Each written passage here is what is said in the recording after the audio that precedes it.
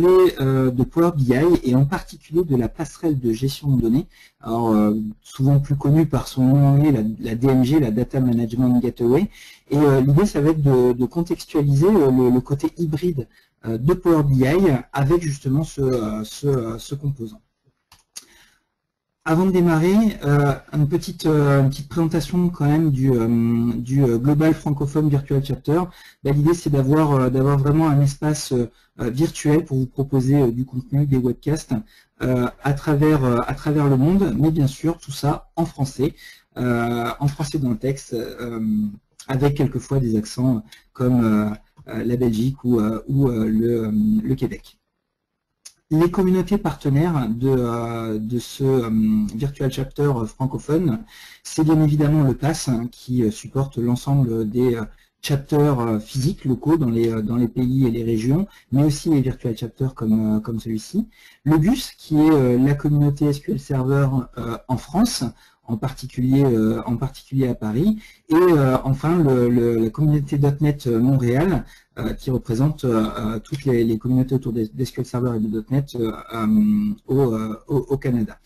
Et moi, je suis Jean-Pierre Riel et je fais partie du GUS, je suis membre du board du GUS, mais je suis aussi MVP, consultant, architecte. Je travaille sur SQL Server depuis plusieurs années. Je travaille pour la société Azeo, qui fait bien plus qui va bien au-delà de SQL Server, mais bien évidemment, moi je m'occupe de la partie data et business intelligence chez eux. Rentrons dans le vif du sujet. L'idée est de parler de Power BI, et bien évidemment Power BI dans un contexte hybride, avec la fameuse Data Management Gateway, mais l'idée c'est quand même de représenter Power BI. On en parle quand même depuis un petit moment, mais c'est toujours intéressant de représenter un petit peu le décor et de repositionner un petit peu Power BI. Power BI, il y a vraiment deux grands pans dans cette technologie. La première chose, c'est tout ce qui va être la manipulation des données avec Excel. Donc principalement, je vais venir un petit peu après sur les différents composants, mais on va retrouver tous les add-ins qui se trouvent dans Excel et qui vont nous permettre de récupérer des informations, de créer des modèles d'analyse et bien sûr de restituer ça dans des tableaux de bord interactifs, dans des graphiques, de faire vraiment tout l'aspect dashboard, tout l'aspect rapport sur les données. Mais tout ça vit vraiment dans Excel. On parle de self-service BI ou de BI personnel, où vraiment l'utilisateur est le seul acteur de ces données. Il va chercher tout seul les données, il se construit lui-même ses modèles, puisque bien évidemment l'utilisateur est la personne souvent la plus à même de modéliser ou de comprendre des données métiers et bien sûr d'en tirer tous les insights, toute la valeur ajoutée qu'il y a dans ces données. L'autre point qu'on a dans Power BI, c'est tout l'aspect collaboratif autour de ces modèles, autour de ces données, autour de ces restitutions de ces tableaux de bord. La première chose, c'est la possibilité finalement de partager les modèles, de constituer une sorte de catalogue de données qu'on va pouvoir partager avec ses collègues, avec l'ensemble de son entreprise. C'est aussi des fonctionnalités de recherche finalement. On a la possibilité d'interroger les modèles de données et bien sûr en posant des questions d'avoir les réponses à nos questions, à nos interrogations métiers. Et bien évidemment, l'idée de collaborer, c'est de collaborer pas forcément devant un navigateur ou devant son PC au bureau, mais d'avoir tous ces usages depuis n'importe quel terminal. Évidemment, on pense tout de suite au mobile, mais ça peut être la tablette, ça peut être un navigateur dans un cybercafé. Voilà, l'idée c'est d'être en situation de mobilité. Donc Power BI, c'est tout ça, c'est l'ensemble de ces scénarios qui va constituer vraiment l'offre Power BI. Et bien évidemment, l'idée c'est d'avoir ça avec quelque chose de scalable, donc qui peut vraiment monter en charge, qui peut être dimensionné, qui peut être aussi géré, parce que l'idée c'est de pouvoir gérer ça par des administrateurs, par des responsables qui vont pouvoir un petit peu gérer ça et voir tout ce qui se passe, et bien évidemment en toute sécurité pour protéger vos données, pour protéger vos sources, pour protéger différentes choses et d'éviter que par exemple les utilisateurs ne voient les données de la compta ou que la compta voit les données des achats, etc. etc. Donc ça c'était pour le décor d'un point de vue usage, d'un point de vue fonctionnalité.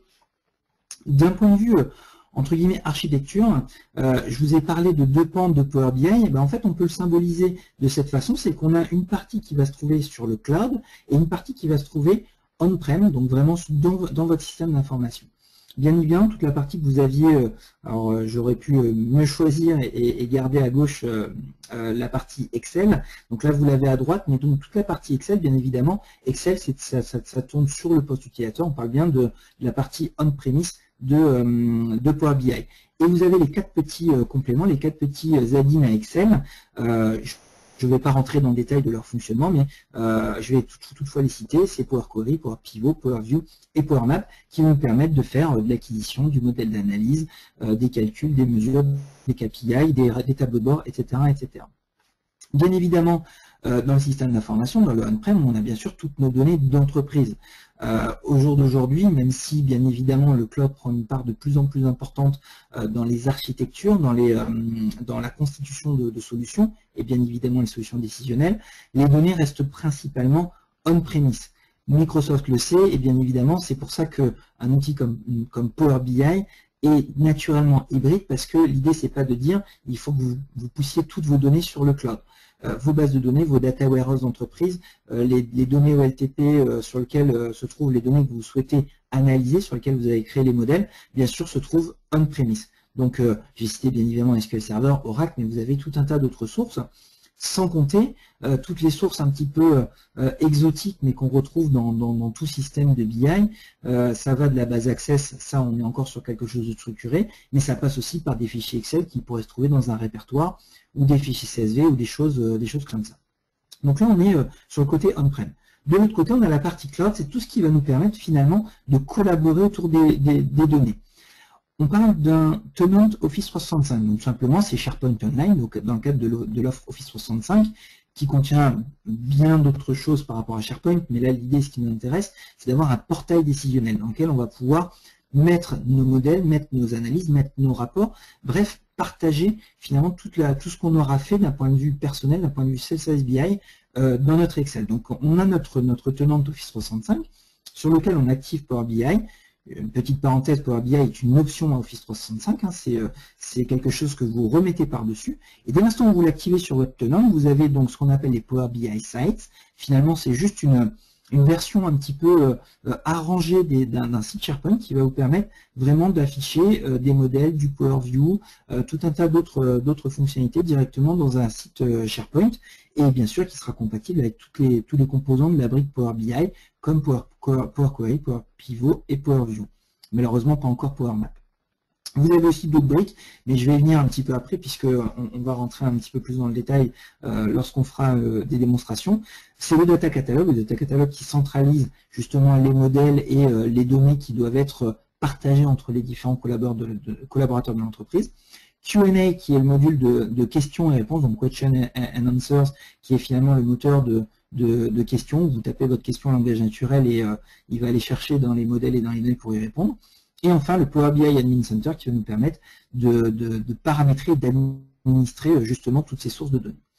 J'ai mis le petit nuage avec les données externes parce que bien évidemment, au jour d'aujourd'hui, de plus en plus, quand on fait de la BI, les données viennent on-premise, elles sont dans le cloud, mais elles sont aussi un petit peu partout. Ça peut être des données qui viennent de quelque chose comme l'Azure Data Market, mais aussi d'autres stores ou data market différents, mais aussi directement de sites web. Vous avez, alors je vais donner des sources forcément françaises et européennes, vous avez Eurostat qui vous donne des données financières sur la communauté européenne et sur l'euro, vous avez l'INSEE qui donne des données statistiques sur la France, et j'imagine vous avez ce type d'organismes un petit peu partout dans le monde qui vous fournissent des informations. Donc, la big picture, on comprend bien qu'on a vraiment deux gros morceaux de Power BI, une version qui se trouve on-prem, donc là on voit tout de suite le côté un petit peu château fort du système d'information, donc on se doute bien, on ne peut pas sortir, on a des firewalls, on a tout un tas de protections qui fait qu'on est quand même dans un monde assez clos. Et de l'autre côté, on a le cloud qui, quelque part, lui aussi est clos. Quand vous avez votre tenante Office 365, on parle souvent de cloud public, mais c'est pas si public que ça, bien évidemment. C'est réservé à vos collaborateurs, c'est cloisonné vis-à-vis des autres clients. Vous ne pouvez pas voir les données des autres clients de Azure ou de Office 365. Vous êtes vraiment cloisonné. On parle vraiment de tenant. C'est votre espace de location sur le cloud. Donc, lui aussi est quelque part un petit peu fermé, un petit peu bouclé. Donc, on a deux mondes qui sont là. Et bien évidemment, quand on parle de collaboration et de monde hybride, ben, l'idée c'est qu'il va falloir faire communiquer un petit peu ces deux mondes. Donc, comment on fait? Ben, c'est simple. On va avoir vraiment deux scénarios pour faire ça. Le premier, c'est celui qu'on appelle le data refresh. Tout simplement, vous avez créé un joli tableau de bord en Power View qui se base sur un modèle Power Pivot qui lui-même prend ses données de Power Query. Donc vous avez bien travaillé, vous avez passé un certain temps, je dis vous, vos utilisateurs ont passé un certain temps à faire ça sur leur Excel. Et l'idée, c'est arrive le moment où il faut le partager avec les collaborateurs. Ben là, c'est facile, on a juste à le mettre dans Power BI Site, qui est finalement un SharePoint, donc il suffit juste d'uploader ça, et tout de suite vous allez pouvoir partager. Le problème, c'est qu'à un moment, on a bien envie de rafraîchir les données. Et les données qui vont se trouver on-premise, il va falloir pouvoir y accéder depuis le cloud. Donc ça, c'est notre premier scénario, c'est finalement de faire en sorte que vos modèles Power Pivot, vos mashups Power Query, qui se trouvent à l'intérieur de votre tenant Power BI, puissent accéder à vos données on-premise. Le deuxième scénario, c'est tout simplement l'indexation et la recherche. Le data catalogue, c'est le composant de Power BI qui va finalement centraliser un petit peu toutes vos données d'entreprise et toutes celles qui vont être intéressantes. C'est-à-dire que c'est les utilisateurs qui vont dire « Moi, je souhaite partager la table des clients parce que c'est la bonne, c'est celle que j'ai certifiée, je veux la partager à l'ensemble de mon service ou voire de mon entreprise. Donc, je vais mettre ça dans le data catalogue. » Et bien sûr, le data catalogue, il y a un moment, il va bien être obligé d'indexer ou d'avoir une partie des métadonnées qui se trouvent on-premise et pour pouvoir finalement offrir toutes les fonctionnalités de recherche.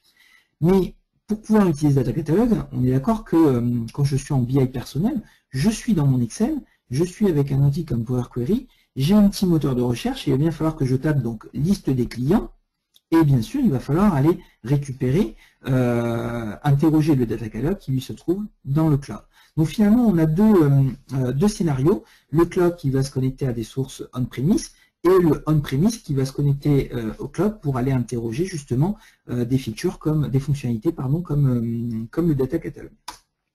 Ben, la solution à tout ça, c'est tout simplement la Data Management Gateway. Alors, depuis que la Data Management Gateway est sortie, il y a les versions évidemment multilingues qui sont sorties, donc la version française, et elle s'appelle en français dans le texte la passerelle de gestion de données. Alors, je ne sais pas s'ils ont fait deux traductions pour la version québécoise, mais en tout cas ici en France, quand vous le téléchargez, elle s'appelle passerelle de gestion de données. Mais les ressources que vous pouvez trouver sur Internet, tout est indexé avec DMG, Data Management Gateway, donc vous verrez, j'utiliserai les deux termes pendant tout le temps de cette session. Donc qu'est-ce que c'est la Data Management Gateway? Ben, c'est simple, hein, je vais vous la montrer en faisant une petite démonstration. Et on va montrer finalement les deux scénarios dont je parlais, le Data Refresh et l'indexation, avec la Data Management Gateway. Alors, première chose sur la Data Management Gateway, si je vais sur mon menu démarrer, ben, en fait j'ai une application qui s'appelle Data Management Gateway, ici qui va s'offrir, donc en français un gestionnaire de configuration de passerelle de gestion de données Microsoft. Donc finalement c'est le Data Management Gateway Manager qui va finalement montrer la Data Management Gateway qui se trouve sur ma machine. Hein, donc là j'ai installé une Data Management Gateway sur ma machine, parce qu'évidemment quand je vous fais ma démonstration, ma base de données ici elle est locale. J'ai pas tout un système d'information derrière moi, je suis juste avec mon laptop, mais j'ai bien évidemment du SQL Server, des données qui se trouvent sur mon disque, sur ma machine. Donc là, vous pouvez voir que finalement, j'ai une passerelle qui est inscrite et un service qui est démarré, et il me met une petite coche verte en me disant qu'il est bien connecté à un service cloud de la passerelle de gestion de données. Donc en fait, cette interface va me permettre, évidemment, tout est déjà configuré, mais va me permettre de configurer ma Data Management Gateway locale ici. Donc c'est un service Windows qui tourne. Bien évidemment, il ne faut pas forcément avoir une session utilisateur, hein, c'est fait pour que ça tourne sur un serveur. Donc ici, je vais avoir, comme j'en ai aucune, la possibilité de gérer ma passerelle. Donc tout simplement, quand vous allez sur, hop, je vais aller donc cette fois-ci sur le cloud. Et ici, au niveau des passerelles, ben, en fait, côté cloud, j'ai tout simplement une passerelle à déclarer. Donc ici, je vais tout simplement appeler ici ma passerelle, donc passerelle webcast. Voilà, je ne vais pas aller jusqu'au bout, c'est juste pour vous montrer. Hein, décrivez ici la passerelle. Donc c'est important les descriptions parce que ça va permettre une meilleure façon pour gérer tout ça par la suite.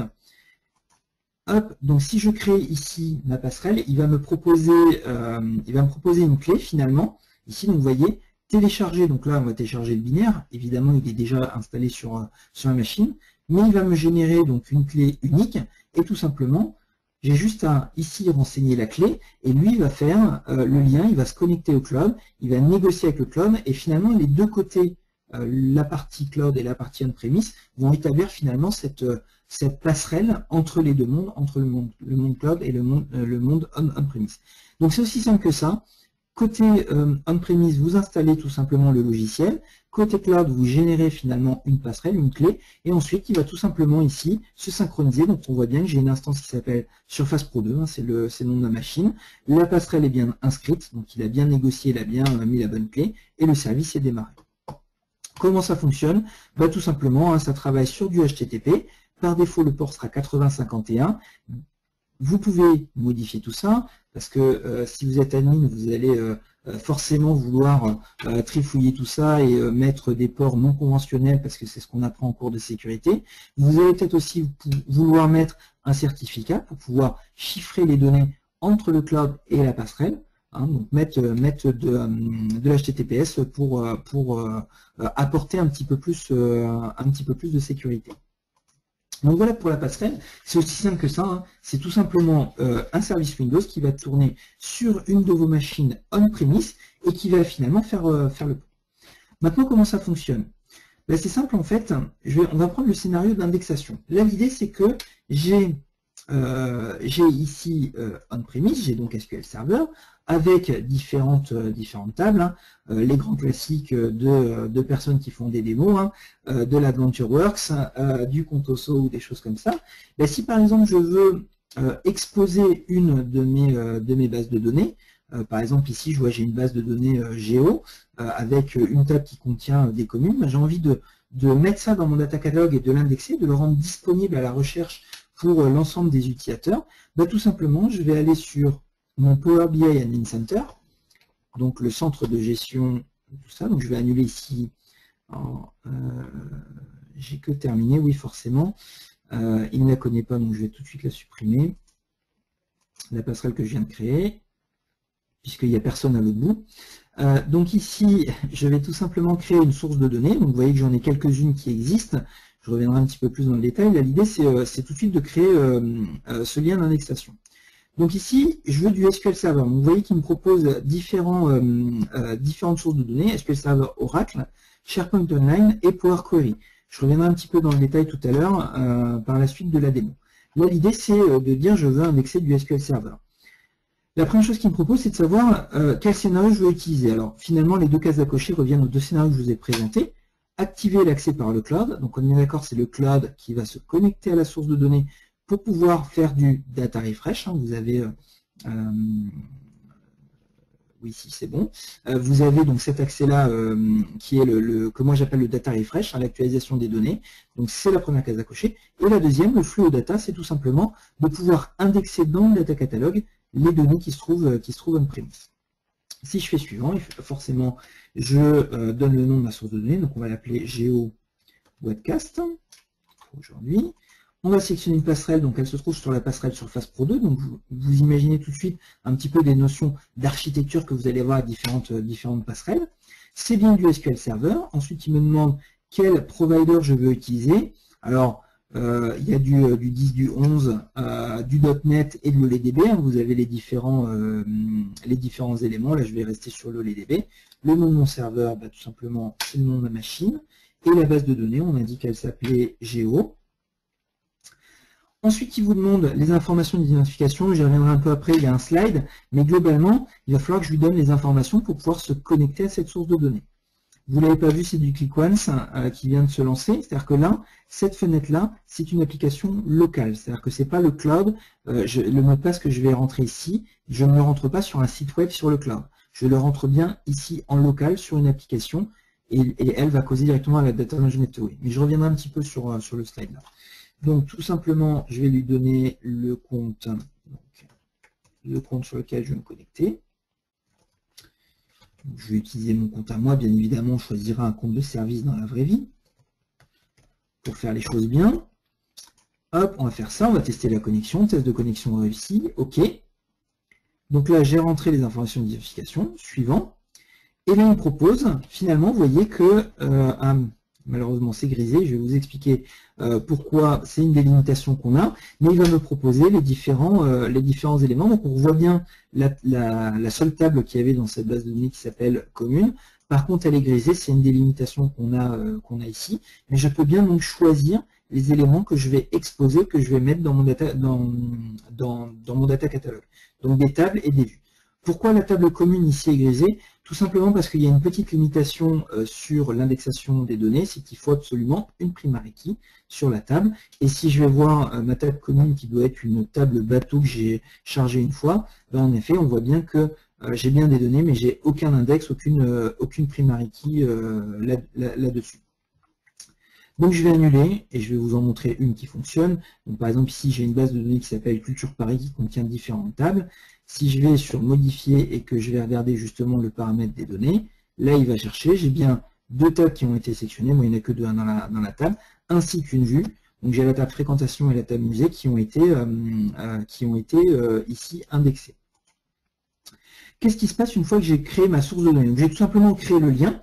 Donc vous voyez qu'en plus la création de la source de données, c'est bien le lien bidirectionnel. Là je me concentre sur le scénario d'indexation, mais on est bien sur un lien bidirectionnel. Donc je suis sur le cloud, j'ai déclaré une source de données, tout simplement, qui se base sur ma passerelle qui s'appelle Surface Pro 2. Et donc il a été chercher des informations, donc il sait qu'il y a une base de données SQL Server derrière cette passerelle-là qui contient ces tables-là. Comment ça se passe l'indexation? C'est simple, il suffit de se mettre à la place d'un utilisateur. Je suis un utilisateur lambda, je vais dans mon Excel, je démarre un nouveau classeur, donc le syndrome de la worksheet, de la page blanche, c'est le worksheet, White Worksheet Syndrome. Et ici, je vais tout simplement aller dans mon Power Query. Power Query a un petit moteur de recherche en ligne qui permet d'aller chercher quoi? Des sources de données, ce qu'on appelle le freemium, c'est-à-dire qu'il va aller chercher des banques de données comme Wikipédia, comme World Bank ou des choses comme ça. Si je tape par exemple ici population, vous allez voir que je vais pouvoir récupérer, hop, le temps qu'il cherche, vous voyez, j'ai des sources un petit peu ici, donc ça c'est World Bank, vous avez Wikipédia, etc. Donc ça c'est ce qu'on appelle des données freemium. Et moi ce qui m'intéresse c'est de récupérer des données qui viennent de mon entreprise. Donc là en l'occurrence, si je tape fréquentation, alors par contre je ne l'ai pas forcément bien indexé. Non, c'est pas ça. Si je tape musée, donc j'ai pas mis les bons mots-clés. Alors je vais en prendre une autre qui elle fonctionne bien, c'est Contoso, donc qui est une base de données que j'avais déjà indexée précédemment. Alors, donc pourquoi ça ne marche pas? C'est pas parce que j'ai tapé le mauvais mot-clé, c'est tout simplement que Power Query, il y a un moment, il faut quand même être connecté à votre tenant et à votre data catalogue, comme je vous disais. Là, pour l'instant, il me voit comme un anonyme. Vous voyez ici dans la barre d'outils le petit connexion. J'ai beau, alors le problème c'est que je jongle avec plusieurs tenants, donc c'est pour ça qu'il à chaque fois ne me connecte pas forcément avec le bon. Donc là, je suis bien connecté sur le bon tenant. Donc maintenant, on va réessayer. Donc on va tenter fréquentation, ça devrait être bon. Donc fréquentation, non pas fréquent buyer, pardon, donc c'est fréquentation. Hop, et donc là vous voyez que il a trouvé 4 résultats publics, donc c'est le fameux freemium, mais il a aussi trouvé un résultat dans mon organisation, et on voit bien à partir de GP1, dernière modification, alors je pense qu'il veut dire aujourd'hui en fait, à 18h37, vous voyez que j'ai préparé ça juste avant de vous faire cette démonstration, et donc là j'ai pas de preview, mais c'est les données qui vont me permettre, qui viennent de ma base de données. Alors je vais tenter un chargé, j'espère juste qu'il n'y aura pas d'effet démo. Donc là, en fait, il va tout simplement, vous voyez, en attente de GP1, Hybrid Proxy, etc. Donc il va chercher les différentes informations, mais ces informations sont bien, ne sont pas valides. Alors pourquoi il ne veut pas se connecter sur un utilisateur différent? On va tenter.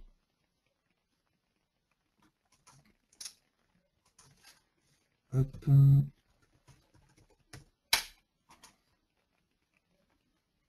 Donc ça, c'est le petit côté sécurité qui est pas forcément trivial. Je préfère, on va pas dire que c'est une limitation de l'outil, mais hop, ça a l'air d'être un petit peu mieux.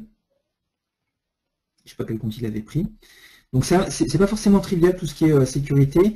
C'est assez complexe, mais en même temps, le sujet en lui-même n'est pas simple. Hein. Comme souvent ce que je dis quand on discute architecture avec des entreprises, c'est que leur sécurité, quand eux me la décrivent, elle est tout sauf simple. Et bien évidemment, quand on est sur un outil qui est censé fonctionner pour différentes entreprises, forcément on a quelque chose d'assez compliqué parce que l'important c'est bien évidemment la sécurité. Donc là vous voyez qu'il a réussi à charger des lignes, donc ces lignes-là viennent bien de ce que j'ai indexé dans mon data catalogue, et bien sûr elles viennent de mes données on-premise. Hein. Je pourrais modifier un petit peu les données, on le verrait en faisant un rafraîchissement, on l'aurait directement ici. Donc là j'ai pu indexer, récupérer des données qui se trouvent on-premise sur mon Excel sans avoir rentré à aucun moment le nom de ma base de données ou les informations pour m'y connecter. J'ai juste fait une recherche en ligne et j'ai pu récupérer les données qui se trouvent dans le data catalogue. Je vous montrerai un petit schéma tout à l'heure, mais bien évidemment, là, les données sont bien passées par la Data Management Gateway. Et par contre, aussi, selon cette magie, les données n'ont pas transité par le cloud. Mais j'y reviendrai, j'ai un petit slide qui vous montre ça.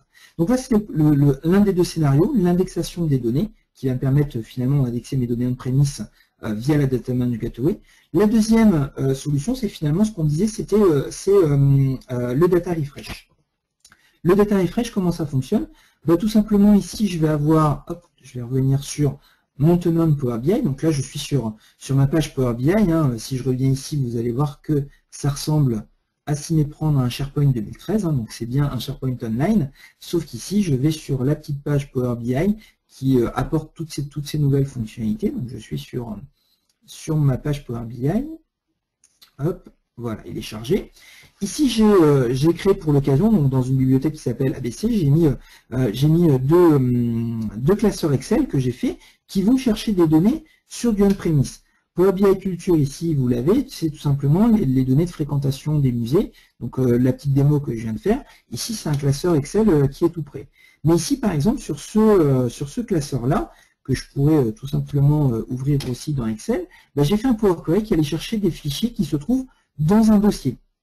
Donc dans un dossier sur ma machine. Donc ça pourrait être un partage que vous avez dans votre système d'information. Donc ici, je ne vais pas vous faire un petit cours de Power Query, mais juste pour vous montrer la requête que j'ai. Donc Power Query, gérer les requêtes du classeur. Donc ici, j'ai un classeur qui va me chercher finalement, hop, je vais vous montrer, ça va un petit peu vite, mais c'est juste pour montrer qu'il n'y a pas forcément de magie. Donc ici, j'ai bien une source qui va chercher des fichiers et qui va chercher dans un répertoire GUS membre YMLP. Donc c'est tout simplement la liste des clics des newsletters qu'on envoie dans notre communauté ici en France. Donc on récupère des bons vieux fichiers TXT, des bons vieux CSV sur lesquels j'ai les statistiques de clics et moi je les agrège avec Power Query. Mais l'idée dans tout ça, c'est ces fichiers se trouvent bien sur mon disque, ici. Le problème, c'est que le classeur que je viens d'uploader, ici, se trouve sur le cloud. Et pourtant, il faut bien que je puisse le rafraîchir, parce que quand je vais mettre les nouveaux CSV pour la dernière newsletter, il va falloir que je puisse rafraîchir ça. Mais en fait, Power BI vous propose tout simplement de l'actualisation de données. Donc si vous faites du Power Pivot sur du SharePoint depuis quelques années, vous savez très bien ce que c'est. Hein. L'idée, c'est d'automatiser justement le rafraîchissement à l'intérieur de SharePoint. Là, en fait, je vais faire la même chose, sauf que c'est pas que du Power Pivot, il y a du Power Query qui va chercher sur des sources de type fichier et qui se trouve sur mon disque. Donc là, vous voyez, nous avons actualisé les données avec succès. Donc j'ai fait un essai ici à 19 h. Si vous vous rappelez, il y avait 2000, je vais revenir un petit peu en arrière, il y avait, si je regarde mon tableau online, il y avait 2270 clics au total. Donc tout simplement, on revient un petit peu en arrière. Je vais aller sur le répertoire où se trouvent les données. Donc ça se trouve par ici. Hop, faites pas attention au bazar. Donc ici, vous voyez, j'ai tous mes dossiers clics. Donc il suffit que j'en prenne un gros et puis que je le renomme. Donc ici, alors je crois que donc FNF2, on va l'appeler point. Hop, il n'a pas aimé. Voulez-vous changer l'extension? Oui. On va aussi en modifier un autre. Hop. Alors je ne l'ai pas testé auparavant, j'ai juste testé que ça fonctionnait, mais je n'ai pas fait cette modification. Donc on va voir si ça fonctionne bien. Je ne me rappelle plus le filtre que j'ai mis, donc mais normalement c'est bon en changeant l'extension, puisque finalement je récupère tout ce qui commence par clic et qui finit par TXT. Pour être sûr, je vais juste aussi lui retirer le fameux clic ici, ça sera très bien. On va mettre tout ça après. Hop, vous voyez, c'est limite de la prod, hein, on n'est pas sur des, sur des données test. Donc là, j'ai modifié mes fichiers en local qui sont bien sur ma machine. Et ici, j'ai bien mon classeur Excel qui se trouve ici online. Donc je vais tout simplement relancer une actualisation, hein, donc modifier les paramètres de l'actualisation. Et ici, j'ai la possibilité de faire actualiser le rapport maintenant. Hop, on va revenir, donc on va vérifier son état. Il est en cours. On va le laisser fonctionner. Hop, donc il est en train d'actualiser. Alors, on va voir le résultat tout à l'heure. Je vais juste vous montrer par quelle magie on a pu faire ça. Ben, tout simplement, ici, dans mon centre d'administration. Hop, je vais revenir là, mais je vais juste venir à ce centre d'administration. J'ai tout simplement une source de données. Et là, vous voyez, dossier YMLP. Donc, j'ai tout simplement créé finalement une source de données qui pointe où? Qui pointe sur mon dossier. Comment j'ai fait ça? En fait, ici, quand je crée une nouvelle source de données, vous avez pu voir qu'il n'y avait que SQL Server, Oracle et SharePoint. Mais il y a la petite source de données magique, c'est Power Query. Power Query, ici, va nous permettre finalement d'inscrire toutes les sources de données qui sont, donc qui ne sont ni du SQL Server ni du Oracle, mais qui sont disponibles dans Power Query. Alors, il y a quelques limitations, elles ne sont pas toutes disponibles encore dans Power BI, mais la plupart le sont. En l'occurrence, les dossiers le sont. Donc là, il me dit copier, coller une chaîne de connexion Power Query valide à partir d'un classeur Excel. Comment je trouve ça? Bah, tout simplement, alors je vais réouvrir, donc on va ouvrir le récent, il était là. Hop, il va le chercher sur le cloud. Ah bah, vous voyez, il a fait le rafraîchissement puisqu'il n'y en a plus que 1756, mais on y reviendra tout à l'heure. Je voulais juste vous montrer, donc ici dans données, dans connexion, techniquement parlant, d'un point de vue Excel, ici la connexion ressemble à ça. C'est moche, on a un provider un petit peu bizarre qui est finalement Power Query, donc il suffit de prendre cette chaîne-là. Alors je pense que d'ici quelques temps, ils vont nous trouver un truc un petit peu plus intuitif, notamment puisqu'il a un classeur Excel uploadé, donc c'est de pouvoir le faire directement. Donc j'ai copié-collé ça, et en fait, qu'est-ce qu'il va faire? Quand je fais suivant, il va analyser en fait quel type de source le mashup a utilisé. D'ailleurs, vous voyez, il l'a déjà reconnu, il sait qu'elle est déjà configurée. Je lui ai déjà donné un nom, sinon en fait, ici il vous marque son nom, il vous demande de lui donner un nom, une description, de dire sur quelle passerelle vous voulez la brancher. Donc là, en l'occurrence, le dossier se trouve sur la machine où se trouve la passerelle qui s'appelle Surface Pro 2, de définir comme d'hab des informations de sécurité, parce qu'il va falloir se connecter au répertoire, lire les fichiers et les récupérer. Donc là, vous voyez, le chemin du dossier, il est en diurne dedans, donc c'est bien le répertoire que j'ai modifié. Et donc là, je vais pouvoir justement avoir cette source de données.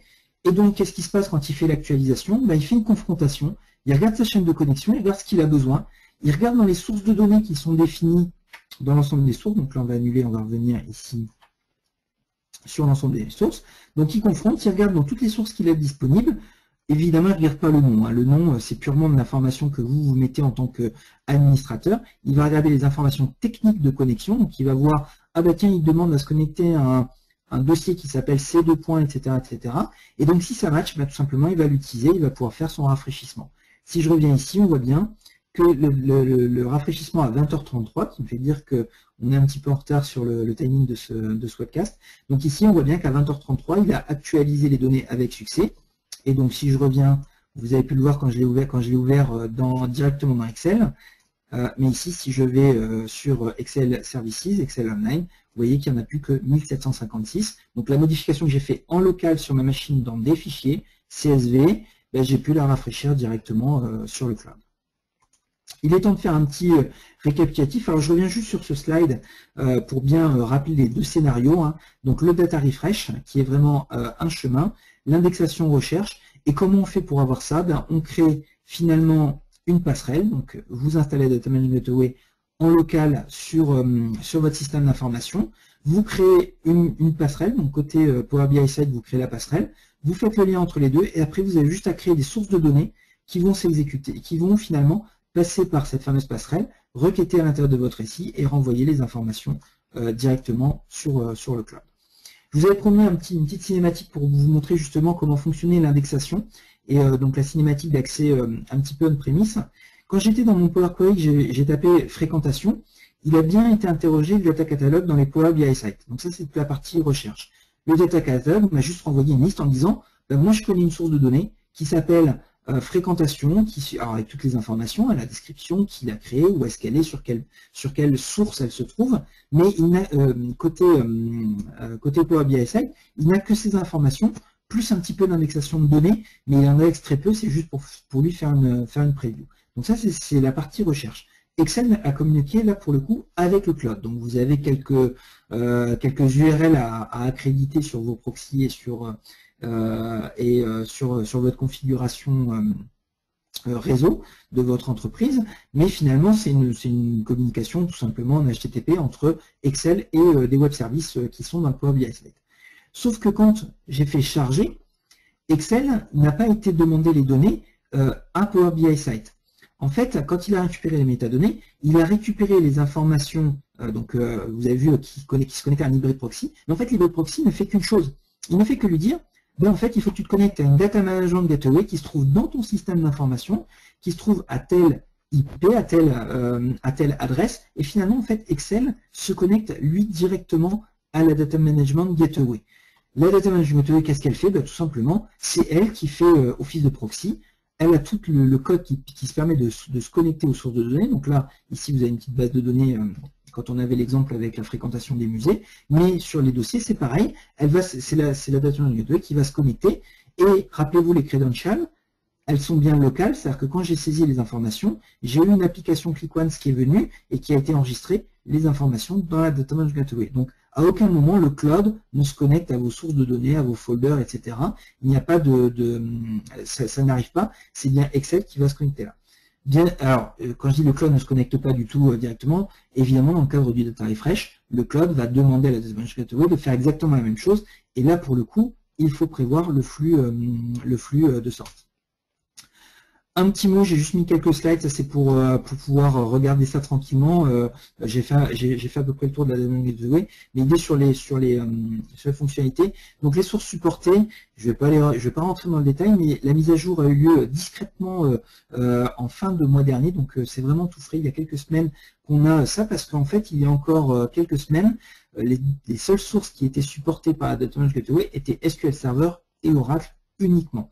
Donc c'était assez limitant, hein, surtout quand vous avez des utilisateurs qui commencent à adorer Power Query, qui font beaucoup de choses avec. Et bien maintenant, grâce à la mise à jour 1.2, donc la toute dernière version, vous avez accès à tout ça avec les informations évidemment d'authentification qui vont permettre de vous connecter. En fonction des différentes sources, vous allez avoir différents types de providers et de méthodes d'authentification. Donc voilà tout ce qu'elle supporte. Bien évidemment, il en manque, et notamment le plus grand exemple, c'est tout ce qui est Internet. Vous avez fait un mashup qui va se connecter à l'INSEE pour récupérer, je ne sais pas moi, l'évolution des salaires sur les 20 dernières années. Malheureusement, ce n'est pas encore supporté. Vous ne pouvez pas faire d'automatisation. Je voulais vous faire la démo, mais on est un petit peu juste en temps. Mais en fait, tout simplement, quand vous copiez-collez la clé et que vous mettez ça dans une source de données, en fait, il vous prévient en vous disant que ce mashup contient des sources de données qui ne sont pas compatibles actuellement avec la Management Gateway. La sécurité, on en a parlé, c'est une application ClickOnce, donc en fait c'est assez rapide parce que l'application est très très légère, mais en fait quand vous cliquez sur définir les informations d'identification, en fait il y a bien une application qui s'exécute localement et qui discute localement avec votre Data Management Gateway. Il y a la possibilité, alors j'ai pu retrouver, mais dans les premières versions, on avait une petite case à cocher pour le configurer, il y a la possibilité de pouvoir lui dire de chiffrer et d'envoyer les données sur le cloud Pourquoi? Parce que si jamais vous voulez mettre une architecture un petit peu plus haute dispo et que vous avez plusieurs data mesh gateway qu'elles doivent partager les mêmes informations d'identification, tout simplement pour faire de la tolérance de panne, en fait il faut centraliser un peu ces informations, mais le cloud finalement ne peut pas les déchiffrer lui tout seul, c'est bien quelque chose de chiffré par la data mesh gateway. L'autre point important au niveau de la sécurité, c'est qu'on est sur du point à point. C'est bien la DMG qui se connecte à vos sources de données. Il n'y a pas de Kerberos, il n'y a pas de transfert alors, je sais qu'en plus avec SharePoint, on a plusieurs autres modes d'authentification, mais il n'y a pas de sécurité de bout en bout qui va de l'utilisateur qui lance le refresh jusqu'au bout. On est vraiment sur du point à point, c'est-à-dire que votre source de données, votre data mesh gateway, elle se connecte, donc elle a bien les informations d'identification. Donc il va falloir travailler avec des comptes de service. C'est pas le but de ce webcast, mais bien évidemment, quand on parle de gouvernance, on va pouvoir aussi créer des différentes sources de données qui vont finalement représenter différents niveaux de sécurité que vous voulez mettre sur vos différentes sources. Donc la configuration, c'est ce que je disais, la passerelle agit comme un proxy. Pensez bien à ouvrir les ports. Donc il y a de l'extérieur la gateway, donc ça c'est pour tout ce qui va être data refresh. De l'intérieur vers la gateway, donc ça tout simplement de votre Excel qui va interroger la gateway pour récupérer les informations. Et enfin de la gateway vers les sources. Donc on a vraiment trois portes à ouvrir en fonction de vos sources. Évidemment, c'est un peu plus que ça, puisque bien évidemment vous allez devoir ouvrir l'accès fichier, l'accès SQL, l'accès Oracle, etc., etc. Autre point, mais ça là-dessus j'ai pas eu le temps de creuser sur la toute dernière version, pensez bien qu'il faut aussi les drivers, là où se trouve la data management gateway, vous devez avoir les drivers. La data management gateway supporte par exemple Sybase, ou Teradata ou DB2. Bien évidemment, la data management gateway ne contient pas les drivers développés par Microsoft. Ça fonctionne par de l'OLEDB. Alors ça va dépendre de votre source de données, mais globalement, elle va se baser sur des drivers qui doivent être installés pour pouvoir causer avec les différentes sources. Donc pensez-y, c'est important, parce que bien souvent on croit que c'est un petit peu magique. Je prends l'exemple dans Power Query, si vous avez une source Oracle, la première chose qu'il vous demande, c'est d'écrire un TNS. Donc pour ceux qui connaissent Oracle, c'est l'équivalent de la chaîne de connexion. Et bien sûr, il faut avoir configuré, installé driver et configuré tout ça avant, parce que même si ça sait se connecter à ce type de source, ça ne fait pas de magie. À un moment, il lui faut la petite brique technique qui permet la connexion. Des limitations, j'en parlais, donc toutes les sources ne sont pas encore supportées, et il y a certaines limitations sur certaines sources. Je pense notamment à SharePoint. Actuellement, il y a une limitation, c'est que si votre SharePoint est en français, enfin en gros en autre chose qu'en américain, en fait il a du mal à browser le contenu des bibliothèques, hein, donc c'est vraiment un souci. Donc le conseil c'est de passer en américain, ça peut être une bonne solution. Donc il y a quelques limitations là-dessus. D'autres limitations aussi quand vous avez des Power Pivots qui finalement ne prennent pas tel quel une source Power Query, je ne vais pas rentrer dans le détail, mais il y a quelques limitations qu'il y a à ce niveau-là. Et je terminerai avec un dernier point, j'avais évoqué le mot il y a quelques instants, c'est la gouvernance. Pensez bien, donc là j'ai fait exprès, d'ailleurs c'est les restes d'une session sur la gouvernance que j'ai fait, mais si je vous montre, c'est le centre d'administration. Donc là, vous voyez que j'ai différentes sources, certaines sécurisées, d'autres non sécurisées. Donc bien évidemment, tout ça, il faut le valider. En plus, vous avez potentiellement, vous pouvez en avoir beaucoup, parce que si vous avez énormément de Power Query qui ont eux-mêmes différentes sources, donc vous allez avoir ici énormément de sources de données. Et bien sûr, il faut administrer tout ça. Administrer, c'est pas que mettre des credentials et les créer, mais c'est aussi valider que toutes les règles de compliance d'entreprise, donc par exemple valider que tel utilisateur n'a pas le droit de voir telle donnée, n'a pas le droit d'utiliser telle source, etc., etc. Donc tout ça, c'est des choses que vous devez faire, enfin vos administrateurs, ou en tout cas vos pilotes des données, les fameux data stewards. Donc tout ça, c'est des choses qu'il faut faire. Et là, en l'occurrence, j'en ai pas beaucoup, hein, mais dans une entreprise, dans un tenant, on se doute bien qu'on doit avoir énormément de sources de données. Et bien sûr, vous avez aussi toute la validation que ça fonctionne. Donc ça, c'est le côté, pour le coup, administration. Vous avez les logs de ce qui s'est passé, donc l'indexation, le refresh, etc. Et normalement, il me semblait qu'on avait sur les passerelles, alors ils ont changé d'endroit, télécharger, non. Eh bien, ça a changé de place, mais à un moment, on avait justement tout ce qui était statistiques d'utilisation. Donc, vous aviez des jolis graphes pour monitorer votre bande passante, si les passerelles sont bien en ligne, etc., etc. Donc, tout ça, c'est de la gouvernance. Vous l'avez côté utilisateur, mais vous l'avez aussi côté administrateur. Donc, voilà. Donc, j'ai symbolisé ça avec mon slide fétiche pour dire que finalement, il est important de bien gérer les choses. Et les gens, bien, c'est bien beau de gérer des sources de données, mais au moins il y a aussi les gens qui les créent ou qui veulent. On est en self-service BI, avec la BI personnelle, on travaille avec les utilisateurs, donc il faut en tenir compte, il faut les aider, il faut les éduquer aussi à maîtriser tout ça. J'avais rajouté 2 slides pour une démo si jamais on était dans les temps, mais on ne l'est pas. J'ai mis l'adresse d'un article, alors il faut cliquer sur le lien, si vous le recopiez ça risque de ne pas marcher, mais d'un article que j'avais fait qui permet finalement d'exposer un dataflow SSIS sur le cloud, dans Power Query, d'indexer tout ça dans le data catalogue, parce que des fois, en fait, on n'a pas forcément la vue ou la table qui va bien, mais on a des choses un petit peu plus complexes à faire. Donc, c'est quelque chose qui est possible avec un composant qui s'appelle le SSIS Data Feed Components. Je ne connais pas le nom de sa version française, bien que je l'ai installé récemment. Donc, c'est un composant qu'a sorti Microsoft il y a maintenant un petit moment, puisque c'est sorti en décembre dernier.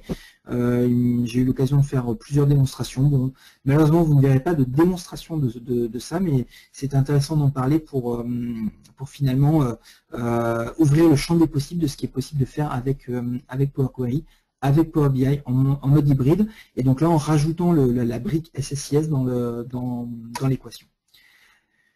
Donc merci de m'avoir écouté et d'avoir suivi ce webcast. On va prendre un petit peu quelques questions et réponses. Je ne sais pas s'il y en a. N'hésitez pas, il y a un chat à votre disposition pour poser les questions. S'il n'y a pas de questions, on s'arrêtera là. Est-ce qu'il y a des questions des différentes personnes qui sont connectées? Jean-Pierre, il y a des questions. Je ne sais pas si tu les vois. Alors j'ai pas dû ouvrir la bonne fenêtre. Oui, je suis participant, donc c'est dans le chat, c'est ça? Non, c'est dans questions, en fait. Ah ben voilà, en fait oui, ça semble logique hein, que les questions soient dans questions. Désolé, hein, je suis plus doué avec Power BI qu'avec. Maintenant, comme on n'est pas nombreux, on peut peut-être faire un mute de tout le monde. Ah ben je veux bien que tu pilotes ça si tu as de quoi faire, Isabelle. Voilà, je débloque les micros de tout le monde, donc couper ce qu'on peut voir en arrière-plan. Mais normalement, je pense que tout le monde... Donc il y a une question de Romain en fait, c'est ça? Voilà, tout le monde devrait pouvoir parler. Sinon, je vais la lire. Donc si on peut utiliser les requêtes M, pourquoi on ne pourrait pas rafraîchir des mashups? Alors, quand je dis mashup pour requête M, pour moi, c'est exactement la même chose. C'est-à-dire que dans notre classeur Excel, on a une query. Alors, Microsoft a abandonné le terme mashup officiellement, puisqu'on parle de query quand on est en anglais. On parle de requête dans la version française, donc c'est le terme officiel. Donc, un mashup égale une requête égale une query égale un bout de code M, et c'est bien ça qu'on rafraîchit et qu'on automatise. Donc c'est possible en fait. C'est en effet possible. Il y a encore quelques limitations. Là par exemple, moi l'exemple que j'ai fait, c'est avec des données qui se trouvent dans un dossier. J'ai pas essayé sur une bibliothèque SharePoint, j'ai pas eu le temps de préparer oui, parce que moi, tu sais, j'ai en tête le problématique que j'avais chez un client qui était en fait de rafraîchir à partir d'une bibliothèque SharePoint. Donc, exactement. il me dit que ce serait possible aujourd'hui. C'est censé être ouvert, maintenant je ne l'ai pas testé et fais attention parce que je crois qu'il y a la limitation des SharePoint non US. Alors si ton SharePoint est configuré en anglais, normalement il n'y aura pas de souci. Ça c'est dû à la façon dont SharePoint expose ses métadonnées et en fait il traduit aussi les métadonnées et c'est pour ça qu'ils ont des soucis en fait avec les SharePoint non US. Donc à tester, mais normalement c'est presque bon à voir. Justement, là, tu pourras nous faire un petit retour, Romain, sur ton blog, par exemple. Ça marche, merci. Est-ce qu'il y a d'autres questions? Donc Serge n'a pas essayé non plus.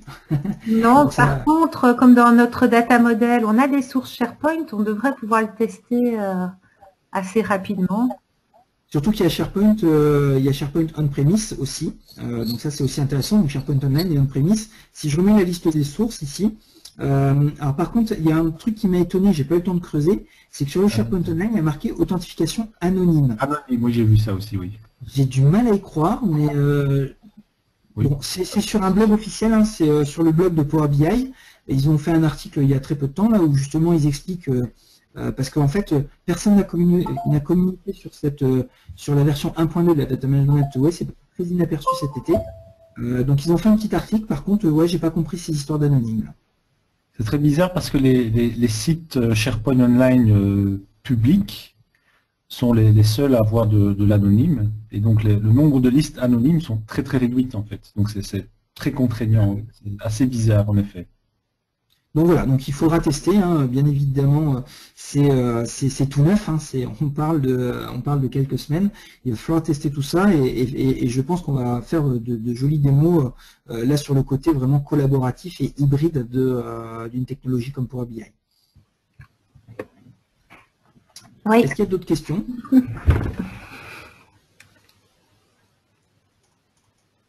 que je répète?